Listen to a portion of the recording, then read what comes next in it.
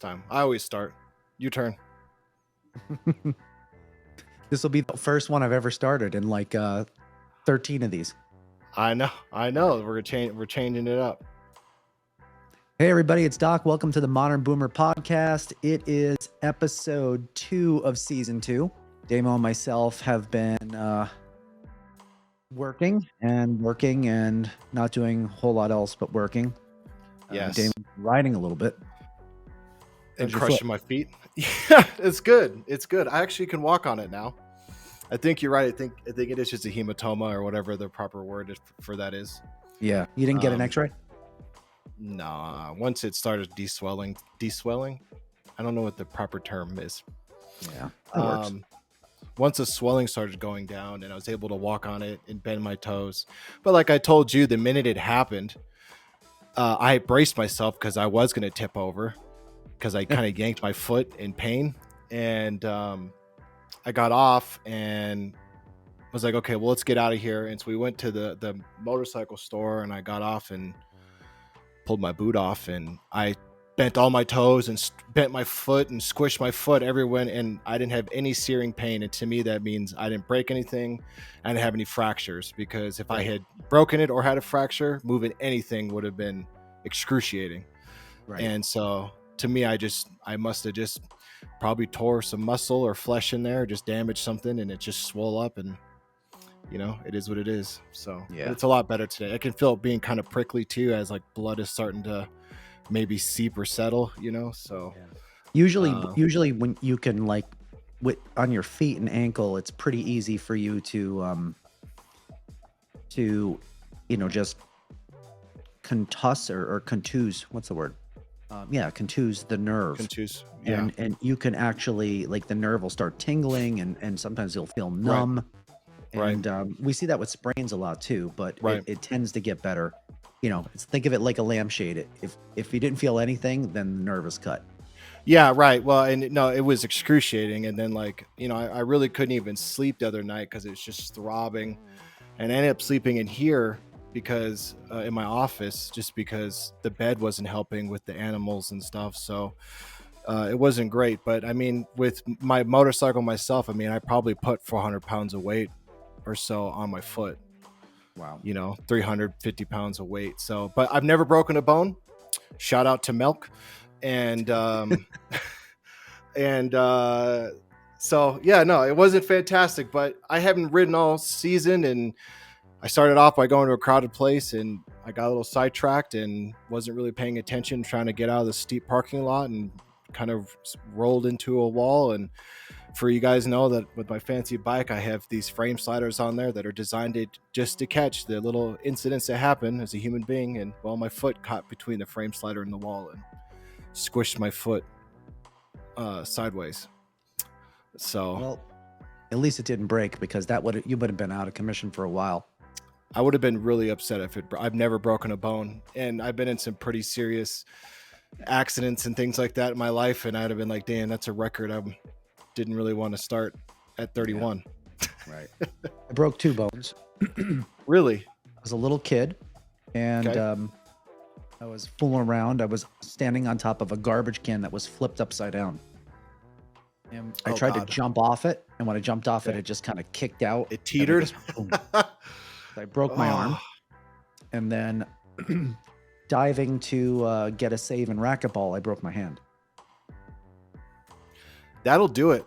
I played football and I dived one time and I landed on my wrist like this, like my wrist straight out, and it swelled up like a softball. And I was like, that I thought I fractured or tore something, and I didn't. I don't know how. I guess that's sometimes the luxury of being kind of a bigger dude, is you tend to be a little more hardy. I can't run very fast, so that also probably helps. But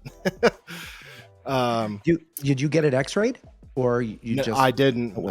No, once I didn't have any excruciating pain, and once the swelling started going down, it was one of the couple of things where it's like, is it worth going through all the insurance and stuff? Like if the pain came back or it swelled up again or it turned black and blue through in and out, I would have definitely gone. But I don't have any external bruising whatsoever. I was wearing protective clothing, which guys, please do if you're on any sort of motor vehicle without a cage. Right. I was wearing my motorcycle shoes, and they're pretty sturdy and thick material. And I think really that's probably what saved me from having a fracture. Safety equipment for sure. That's great. And don't look away from where you're driving. It's the other lesson to give. But we're human. That's kind of obvious, though, right? I hate to say it, but the number one rule in the motorcycle world is it's not about if, it's about when, because you're going to crash or you're going to drop it or you're going to tip it over at some point. I've almost dropped it already once, and it's a $65,000 motorcycle, so I don't really want to drop it, but that's why I spent all the money on the safety features, because it's going to happen. It's going to happen. I'm going to crash at some point. You can't help it. You're a human being. If you can go your whole life without even crashing your car, that's a miracle. Right. You know what I mean? So how do you how bad of a wreck do you have to get to total the bike? I mean, obviously your bike's worth a lot of money, so it's harder to total it. It depends. So there's two major ways to wreck on a motorcycle. And I'm sure people in the comments could correct me, like there's a million ways, but there's a high side and a low side. A low side means that if you're on your motorcycle, a low side is like the bike falls and it slides, right? That's a low side. A high side is like where the bike, you're starting to tip and you correct it, but instead it flings you off, right? So like, let's say you're turning and you lose control and you correct it. Instead of it going down, it corrects itself, but it does it so violently that it trebuchets you off. And if it does enough, it'll trebuchet itself with you. That will total the bike because none of the safety stuff will catch it. A low side, I could probably lay the bike down at 60 miles an hour or so on a low side, and it wouldn't be totaled. On a high side, though, it's done. It's gone. If I drop the bike in a parking lot, or like if I was going around a roundabout and hit like the curb or something, you could pick it back up and it's just fine. You may have to replace some plastics and stuff. But the thing to remember is these sport bikes are meant for track. That's our we're temporarily adopting a cat for a friend. So he's that's a new cat? Yeah, he's 9 months. He's a bit of a rowdy guy. I see that. He's enjoying this new home. But what I was trying to say is that these sport bikes are meant for the track. They're meant for the mountains, and they're meant to be leaned and ridden hard. And so you have to think that they're also designed for you to crash, because you're relying on physics and this gimbal effects, and it doesn't take much to really screw that up. And so they're designed in a sense, with frame sliders and bar ends and wheel protectors and stuff to crash, relatively, but yeah, you can definitely total. If I slam into a car or something or get hit, that's it. Jeez. He's got the zoomies right now. Hey, come here. These zoomies out there. Your bike is like $10,000 more than my Jeep. Yeah, well, it's funny because this thing we went to the weekend was an exotic car show. So it was everything from super nice custom cars. There's always a guy with a super nice Honda, right? But there was Lamborghinis and Ferraris and Porsche and all sorts of stuff in there. Lotus, even though I think Lotuses are kind of garbage, but some people love them. Mercedes, AMGs, all kinds of stuff. So when you bringing a bike like that there, it fits in the exotic category because it's considered like the Lamborghini or the Ferrari of motorcycles. So right. It definitely is the premium, and I drive it like it's a premium. And I know that I'll drop it someday, but I also spent, probably $2,000-$3,000 on just things to protect it in the case that it is dropped or laid down or whatever, so that I can reduce the damage as much as possible. So, And the frame sliders we saw was really good at crushing my feet, and the bike's fine. So your foot's nothing broken. Your foot's going to break before the bike breaks. Absolutely. No, it was a silly incident, and it also reminds me of my age. I know I'm a couple years younger than you, but I don't remember hurting that bad from a squished foot, and I've really squished myself plenty of times in my life. So, right. Some points you just don't heal like you used to. Yeah. But so I've been having a lot of technology problems. I know. No shit, right? Computers are like a labor of love, and my mindset is such that everything has to work right. And if things don't work right, I obsess. I can't stop thinking about it. I'm in bed. I'm on my iPad. I'm looking up solutions. I'm on websites. It's kind of a man thing. It's crazy. Yeah, it's crazy. Right. I have redone my PC from scratch twice now in probably 3 months. And that's not an easy task because there are so many drivers and so much hardware. And if you guys have ever seen my YouTube channel and checked my office out, you see all the shit that's hooked up to my PC. It's literally like an L-shaped desk of stuff hooked up. All of it with their own specific settings, drivers, shortcuts, whatever. So I was having a problem where I could not get the taskbar to always work in Windows, and it appears that the solution has just solved itself. So it seems like that. Windows works that way sometimes. And that makes me nervous because it's like, I don't know what I did, but after months of having problems, I'm seemingly no longer having problems. I don't know. Well, it's funny because so for the people watching, Doc and I we've had a pretty long-standing relationship, and anytime I'm watching a medical show or I have the minor medical inconvenience, or somebody in my family has a medical inconvenience, I text Doc. And obviously I know that that what he tells me, I don't I take it for like friendly advice. I'm not taking it as like my doctor's giving me this set advice.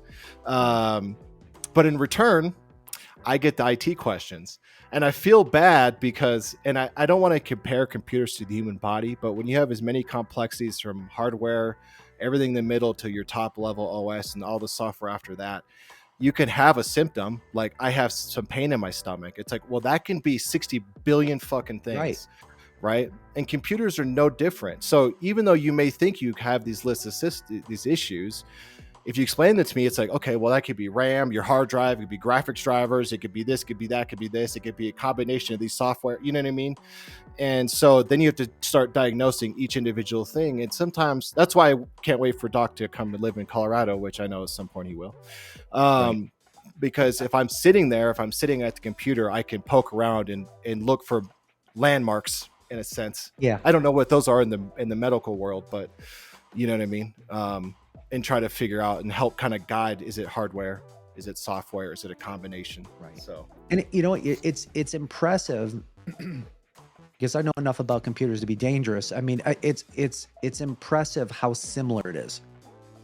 As you were saying, like what you're looking at as a symptom, right? Right. So it doesn't mean like there's unless there's an app that's keeping track of, and we were talked about going to Event Viewer in Windows and trying to find out if Windows is logging a problem.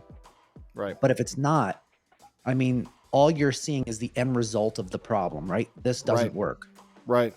And as you said, it could be a driver. It could be like a USB hub that's not working appropriately. Absolutely. It could be maybe remember you had a problem once. Remember one of your power cords melted? Yes, the audio issue. Yes. Remember that?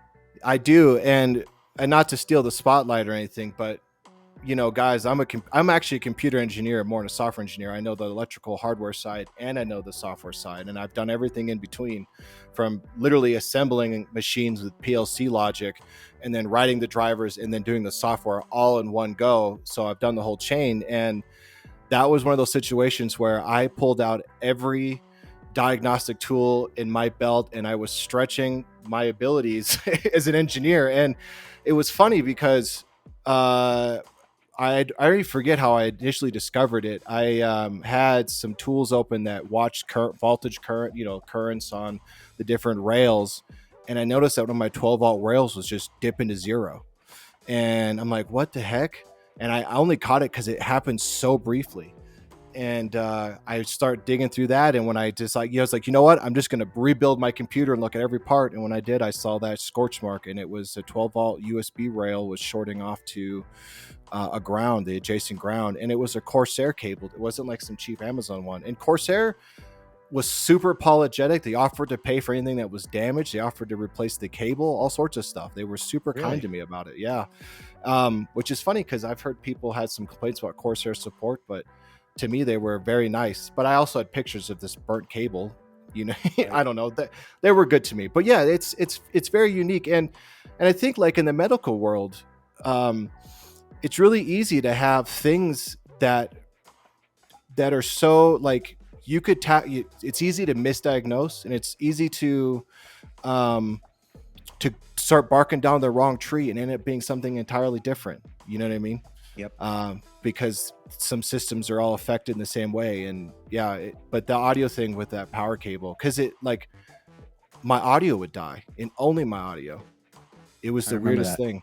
And it took a while. It Did. wasn't a quick fix for you. No, it took me like 3 weeks. I think I was messing with it, and when I finally got mad and I decided to rebuild my computers, when I noticed it, Jeez. because it was so intermittent, and really what happened was it was getting worse because the material between the ground and that line kept the sparking kept taking material, and over time it kept getting worse and worse and worse because it was shorting out so consistently. Shout out to MSI and all these, Corsair and all these fancy computer parts, because they didn't fail because they had safety features and diodes and stuff like that in there. That's great. To protect it. So, That's but great. yeah, they suck when you have those issues. That kind of problem is kind of like in the medical field, like syncope.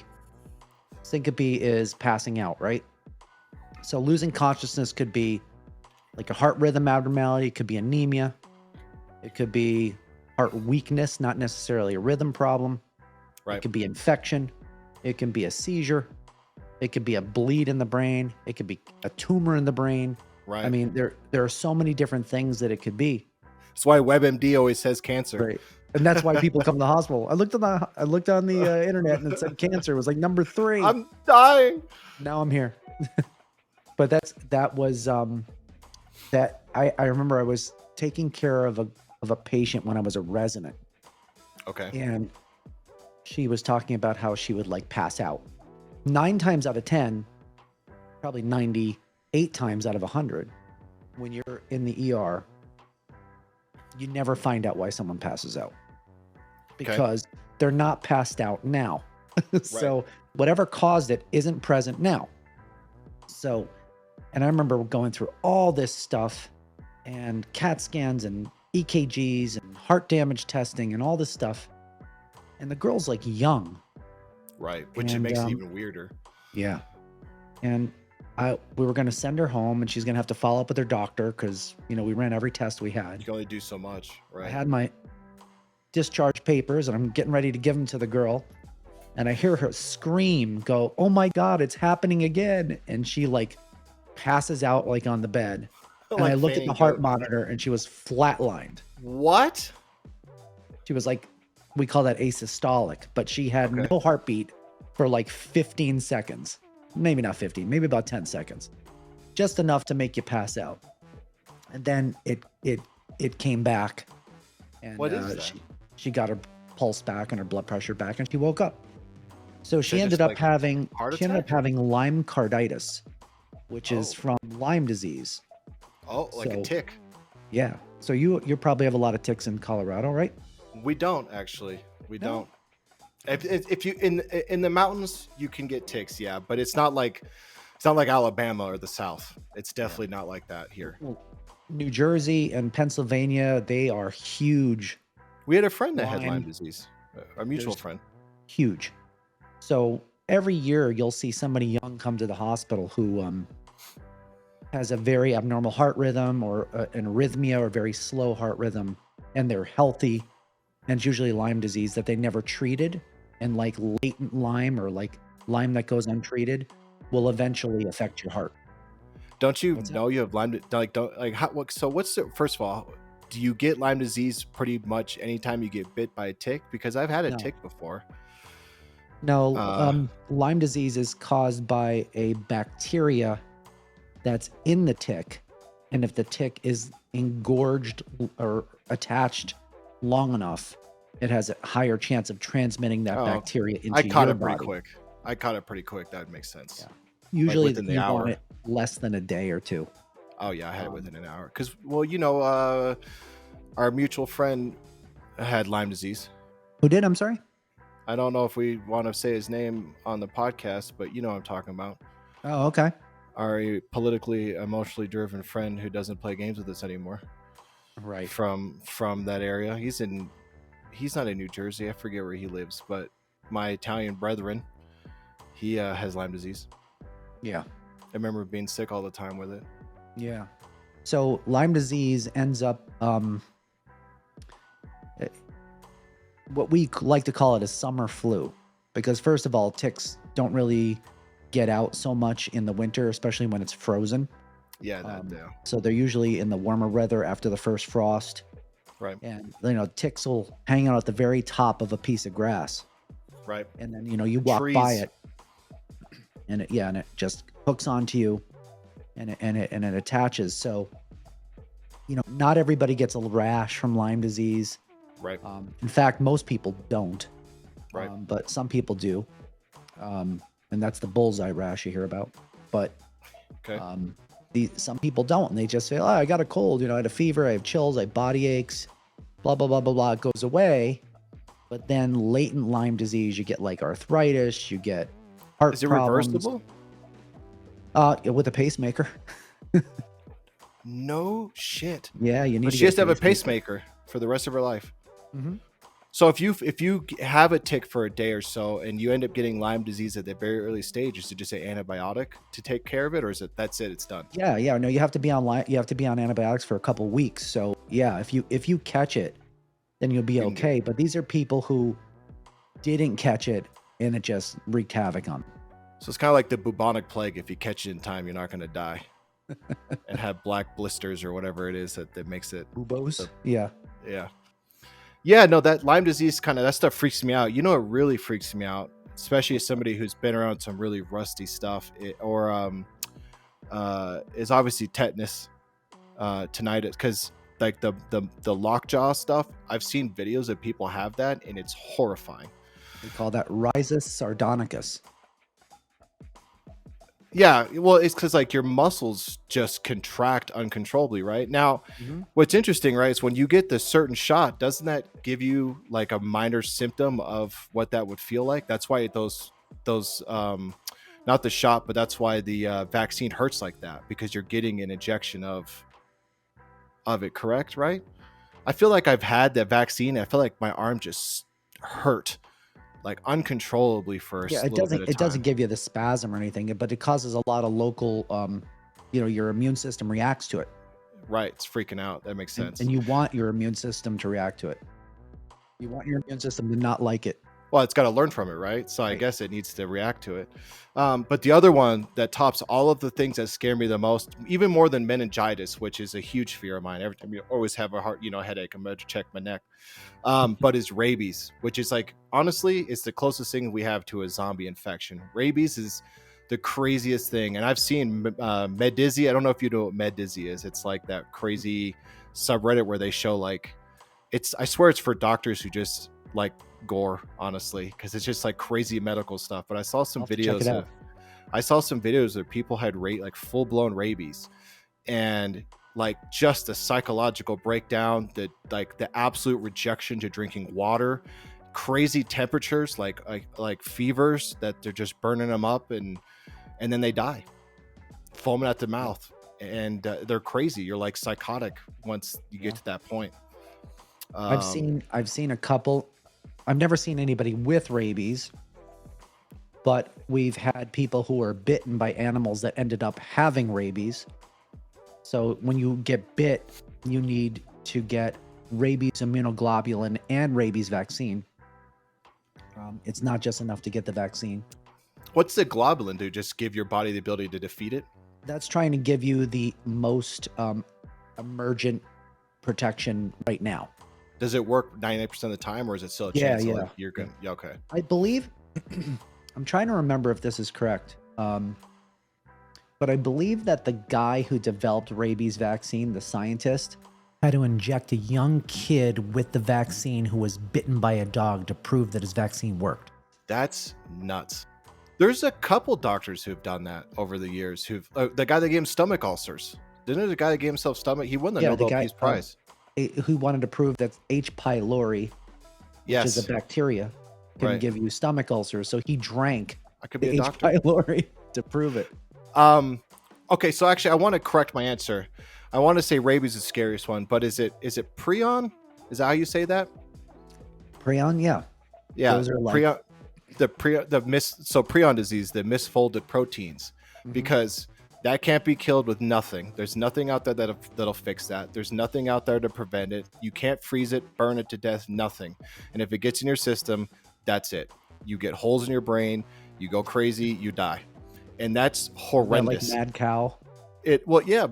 So cannibalism. Jakob disease, I think, is a prion disease. Cannibalism. One of the biggest side effects of cannibalism is prion disease. And I remember watching a video on it, and the guy that had it, he would have these massive mood swings where he'd go from crying to laughing to screaming to like weeping and just rinse and repeat. And then DayZ implemented that, where you can get prion disease from cannibalism, and you're like walking around in the woods at night with no flashlight, and you hear some dude like crying and laughing and screaming and like having all these things from the deep in the woods, and you're like, what the fuck? Yeah, because I remember one time I was playing DayZ by myself at night. For the record, guys, horror movies don't scare me. Horror games, they don't scare me. I don't really fall for that stuff. Jump scares, obviously, nobody can defend against jump scares. But I'm like walking around in the woods at night, and I hear this like weeping, this like heavy weeping, like somebody just got broken up with, followed by this like maniacal laughter, followed by like a angry rage, back to weeping, and I'm like, what the fuck? I logged off, and I Googled it, and I found out that they implemented that. Yeah, you can go. I'm gonna have to watch a video of that. I've never seen it. Yeah, that's freaky. Yeah, and holy it's shit. True. When I Googled it, I was like, that would make sense, because I've seen a video of a dude having like these weird psychological breakdowns because he had long existing prion disease. Good for them to put that in there. That's what I said. But I'm like, that's the thing that freaks me out the most. And from what I can tell from my research is that you could have it for a long time before you get symptoms of it.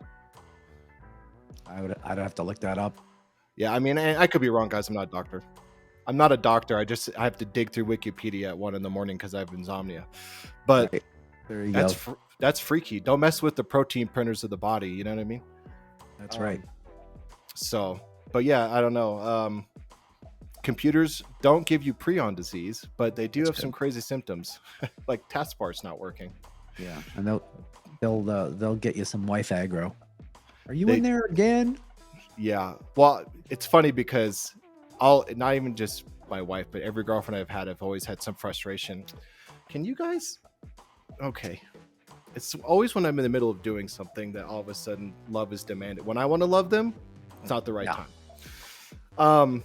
But I'm the same way, Doc. I don't know how many times on the motorcycle or my truck or a car or anything I've had where like it's on my mind, and then at 1 a.m. I'm downstairs with a flashlight getting numbers off a part or looking at a problem so that I can go to the next stage of my problem solving. And I've had significant others be like, you can't wait?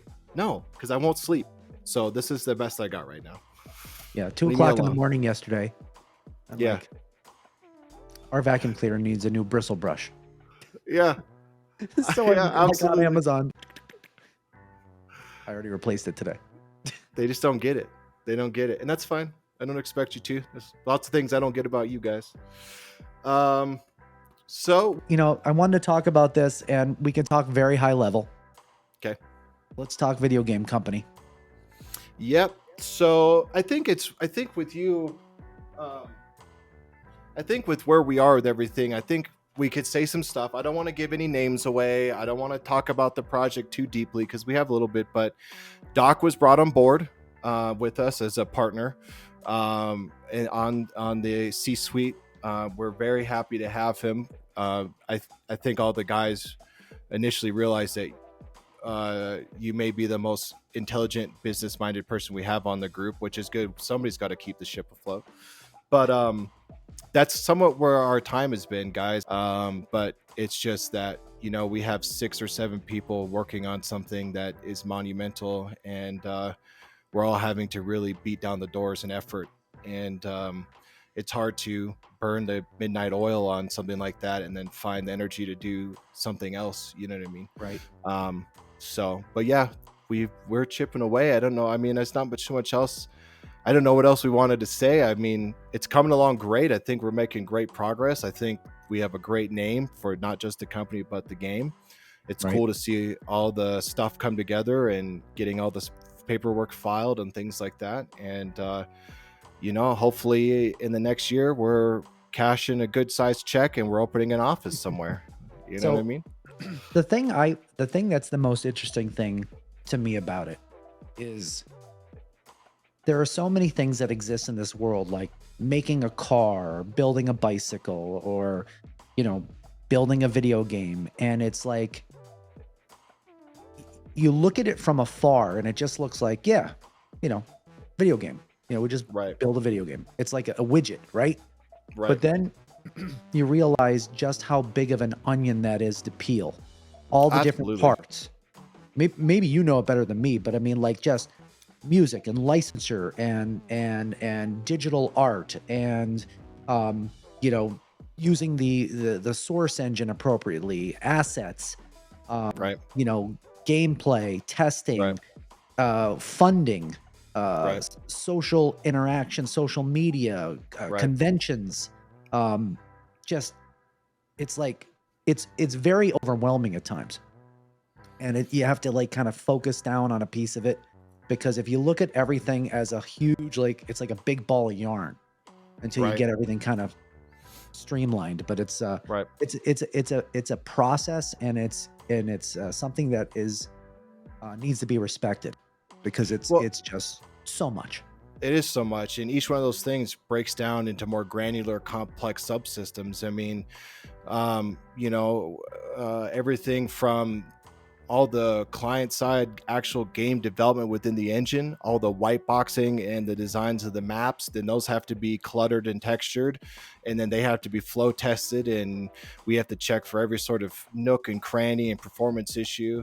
And then then we have to integrate the client with the servers, and the servers with the online cloud platforms, and everything in between. And it's like there's something that needs something else, that needs something else, that needs something else. And it's hard to see the light at the end of the tunnel. But I think what you and I bring to the table, and Joe too, is that we've all worked on big projects or been in scenarios where you can't see the end until the end is pretty dang close. So you just keep chugging along, and at some point you'll see that light, and not to let the idea of not being able to see the end scare you away or hinder you from moving forward. It's kind of like a black box. You're just feeding your time and energy into it, and it slowly comes together. And I'll be honest, I mean, there's been plenty of times where I'm working on our back end stuff, and I'll be writing code for hours and then have a day where I'm just blanking out, and all of a sudden it pops on me, and then I write code for another couple of days, and I'm blanking out trying to figure out how to do the next thing. But we'll get there. And you know what, guys? I don't want to sound like the most cliche thing, but success, money, and millions didn't make themselves without hard work and countless hours of dedication on your own time and effort. Right. There's not a single human being who didn't earn that money in some way or another. Now, if you inherited it, the person before you earned it, you piece of shit. But I digress. Right. I was watching a video. It was a TikTok video or a YouTube short or something, but somebody was giving the CEO of Starbucks a hard time. And he's like, and it was funny. He's like, do you know where I came from? He goes, I came from like low income housing. My parents didn't have anything. I was in the public school system. I had trouble through school, but I put my head down. I had an idea. I sought the idea. I ran with the idea. I didn't quit. And I made something that is huge, and you want to keep calling me a billionaire, right? And as an insult. Well, guess what? I earned it. It Absolutely. Was good for him. Absolutely.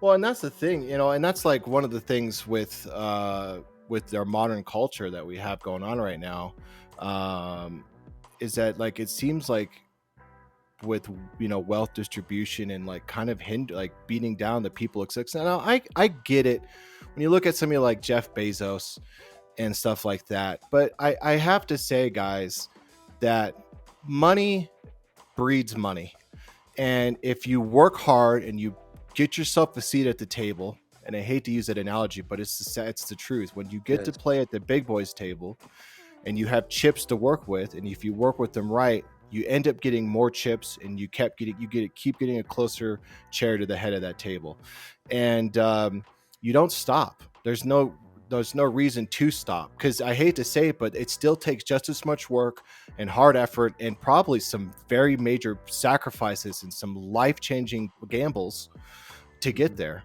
And if you're lucky to get there, you get there. But even with Elon Musk, who's all about the world, I mean, that's man is still worth what $160 billion or something crazy. Right. But I mean, you should listen to him talk about when he was trying to secure funding for Tesla. And like it came down to like 24 hours or something, and he finally concealed it, or he finally locked it in. If he hadn't, that would have been it. Tesla would have went under. And just because the number in front of his name is huge doesn't mean that's money in his bank. A lot of people don't realize that doesn't mean it's liquidable cash. It's hard securities and margins and assets that you can't go out and buy a candy bar with. You know what I mean? So but if it's something that you're interested in, it's just a good lesson to learn to be prepared to put in the time and realize that like there's not usually a free lunch here. It's very rare for you to do something small and it make something financially big out of it. There are some exceptions, but for the most part, I mean, you got to be willing to put in the time and effort and roll your sleeves up and get a little dirty and fail. You have to learn to fail. Yeah. You learn more from your failures than you do your successes. Absolutely. And then, once in a while you'll hit one out of the park and hopefully we'll hit something out of the park with this. So, we'll keep our fingers crossed and our head down. And and at first I was really worried that the first one we put together, the first thing we released, if it failed, that would be it. But I keep telling myself, knowing the team that we have, we would lick our wounds for a minute and then be like, all right, that's cool, I'm done. And then we would work on the next one or make changes or whatever we need to do. But I'll be honest with you, and I don't mean to be I don't need to be egotistical and a pessimist kind of mixed together, but the gaming world, the gaming market has been shit. And we're not fighting the golden era of video games anymore. We're not fighting these monumental gladiators. It's just slapped together shit and products day in and day out. And I think that our business model and our mission statement and things that we're living by now, I would almost say the religion of our business is going back to the golden standard. And I think that that in itself will bring us customers and clients, and that the game, people will be lenient with the growing pains because they know that as a company, we care about overall quality above all. And we're doing other things in the background to make sure that we can secure game quality without having to worry about the financial pain of getting things out as quickly as possible. So, there's no magical button. We have to do other things, but yeah, no, I think we have a good head on our shoulders, and I know we're trying to get out quick, but I know some team members have had some crazy things happening lately, and you and I have been super busy with work. And I always joke, I hate complaining about work to you, but we've both been super busy, and it's been exhausting, but we'll get there. And at some day I'll be sipping a Mai Tai in Bora Bora, hopefully, after our success. But that's kind of what's good about being able to do something like this and still have like, a main source of income besides this, because video game companies like Blizzard, Activision, and some of the smaller indie companies, I mean, that's their bread and butter. They live and die by these creations. They put food on the table with these creations. And, there's a lot riding on that. So that's where deadlines and stuff like that means so much more, and pressure means so much more. Absolutely. Because, it's got to be success or you need to eat. But in our case, we can take the time to try to make it as good as possible. Without the fear of like, hey, let's just push it out because, we need a paycheck here. We need to get some revenue. We don't need that. So we'd Right. rather make something good and be proud of it and stand by it. Right. And we have the ability to do that because of this. So it kind of Right. works out. And I know that the company we're founding is going to be very, very much based on listening. A big tenet of it is listening to the community. So Yeah, I mean, you don't make brand loyalties by ignoring the people who use your brand, right? And yeah, and it's a good point that in the current state, because we have jobs and we're doing everything on our part-time, we can focus purely on quality. But like I was saying earlier, we're trying to develop systems in the background that we can also sell when the company becomes real, so that we can continue that same era of, hey, we only care about quality, guys. Take your time, get the stuff done right, because we have a cash flow and other ways that Right. allows us to not worry about getting the game out immediately. And I'll tell you what, I think the business would rather take VC runway loans before we released a crappy product. Because you know what, you can pay back a high interest loan and it may hurt a little bit, but it's really hard to recover a bad reputation. That's true. And I'm willing to make a lot of sacrifices on the business and financial side before I ruin a company's reputation. And you go back, you think about great companies like Bungie or even classic EA or classic Ubisoft, before they became monsters. When they released a product, you had trust in it. The first couple of Battlefields, the first couple of Rainbow Six games, and everything in between, you knew it was going to be a good product. And I just sad that to see that goes away. And so there's a lot of inspiration from these indie companies now that are like the game I played for the channel, Stray, was made by a small developer, and it won so many awards, and it was a Great beautiful game, and I didn't run into any bugs in the whole game, the whole playthrough. That's impressive. So, yeah, it's very impressive, especially because I'm kind of a gorilla and I just bump into everything, Try to break it. But no, I mean, and that was an inspiration to me. And actually, because we've been developing this game, I've been playing a lot of games I never thought I would play, just to get an idea of certain systems and ideas and feels. And I'm going to be honest, I would say 8 out of the 10 games I've played, I've run into some sort of major bug. And some of them are like games that I love, like the Division series, and they've been around for years and they're still just riddled with massive issues. And it hurts me. It hurts. Right. It really does. Not Star Citizen issues, but issues. No, Star Citizen's its own demon, and I'm surprised that guy's not in prison for how much money he's taken. And again, and to be fair, and to play devil's advocate for them, that game has some lofty goals. It does. And it's hard to reach the stars. You need literally a rocket ship made of money to get to there, and that's what they're trying to get. So, Yeah. but our team is really full of skilled guys and people who just, even if they're not the greatest 3D artist in the world, or the greatest world designer or greatest graphic artist or whatever, where all of us are cramming knowledge down our throat and reading books and really learning the material, and our skills are developing at record breakneck speed, and we're implementing features out of the gate. I know for me on the programmatic side, I'm putting in a lot of my personal experience, professional experience into it. And sure, it's actually going to double my time and how long it takes for me to get things done, but I don't have to worry about legacy code, and I won't worry about things that I can't fix because it's just band-aids and string and duct tape holding it together. Right. I don't want to deal with that. And that's how you get bugs that are hard to fix and resolve, and I'm trying to prevent that now. And thankfully, people like Chris and yourself and Hubert and so forth, we're all doing things in the most professional way we possibly can, and our infrastructure and our DevOps is as professional as it can be in our current state, so that we can hit the ground running in a sense. So yeah, it's been a lot of work, but it's been rewarding at every step. So I just think we've been so suffocated by everything that's going on. I feel like I haven't really been following the world. Well, there's a lot going on in the world right now. There is a lot of Trump stuff in the news, and we'll see how that goes. I know about that. But sorry, Biden. Yeah. We won't make this a political podcast. Not At least today. not today. That's a bigger discussion. I think this podcast, guys, was supposed to be a kind of just an update about everything that's been going on in the world with us. And actually, I do think we have some ideas on how we're going to merge this into the company once it becomes a reality, so that we can use company time as a reason to talk to you guys, you know. But also because when we have more resources, things like that, we want to bring you guys even a higher quality show.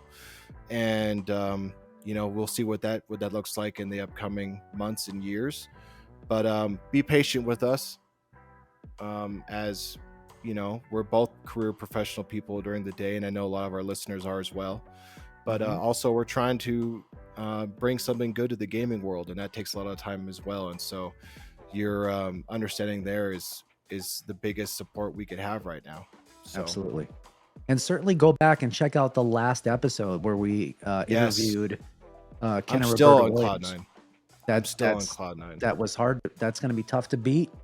I had people reach out to me from my work to watch that episode. Did they really? Yeah, my boss and a couple of our executives were like, "You had Ken and Roberta Williams on?" And I'm like, "Yeah." They're like, "Can you send me that?" I'm like, "Yeah." Please don't judge me, but I'll send it to you. There you go. So yeah, we'll definitely have more. I'm gonna do a little studio tour, just talking about making a better quality thing. But I added a couple more green screens to my basement, some better microphones. So you know, we'll be doing stuff in the near future that will be interesting, and you know, just being ready for it is part of the plan, at least for me. Absolutely. And I plan to do some moto vlogs again coming up here pretty soon with the summer rolling around. I've finally, I know last summer I dropped off, but I'm going to be honest with you, I kind of just fell in love with the bike, and I wanted to spend some time just being with the bike. And now that I've kind of gotten that out of my system, I'm ready to really show you guys, especially being up south here a little more, show you some really cool stuff in this area, and bring you along to some of the cool underground of Denver, that at the car scene that people don't really know about. That's really interesting. It's one of the largest in the country. So that's pretty cool. I think it'll be a cool thing to see, some really cool exotic cars and stuff like that. So cool. So more to come, guys. Thanks for watching. Absolutely. Check out Damon's Moto Vlog, and check out my channel where I do some reviews, ed.gamer, and follow us on social media. And till next time, guys. Thank you, guys. See you, boys and ladies.